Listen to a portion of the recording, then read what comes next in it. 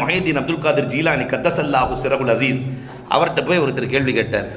வாழ்க்கையில் ரொம்ப பறக்கத்தான் நான் வாழணும், எதை தொட்டாலும் பறக்கத்தான் இருக்கணும், செல்வம் வந்து கொட்டிக்கிட்டே இருக்கணும், என்ன செய்யட்டும்? 5 நேரம் தொழுதுக்கோன்னாங்க. சிரிக்கிறார். வந்தவர் சிரிக்கிறார் கௌசலாலத்தை பார்த்து. ஏங்க சிரிக்கிறீங்க? 19 வருஷமா மோதினாருக்கு பக்கத்திலே நின்று மொதல் சப்பில் தொழுகிறேன், ஒரு பறக்கத்தும் இல்லை, ஒரு பறக்கத்தும் இல்லை, ஒரு ஹரக்கத்தும் இல்லை.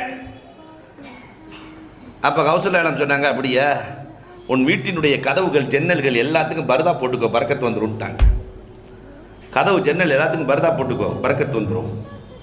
போனார், கதவு ஜன்னல் எல்லாத்துக்கும் பரதா போட்டார், பறக்கத்து கொட்டுன்னு கொட்டுது. கௌசலாலத்தில் வந்து கேட்டார், எங்கள் பரதாவுக்கும் பறக்கத்துக்கும் என்னங்க சம்பந்தம்னு கேட்டார். இப்போ கௌசலாலம் சொன்னார்கள், தொழாதவனின் பார்வை கதவு வழியாக ஜன்னல் வழியாக வீட்டுக்குள்ளே சென்றாலே பறக்கத் போய்விடும். தொழாதவனின் பார்வை சென்றாலே பறக்கத் போகும் என்றால்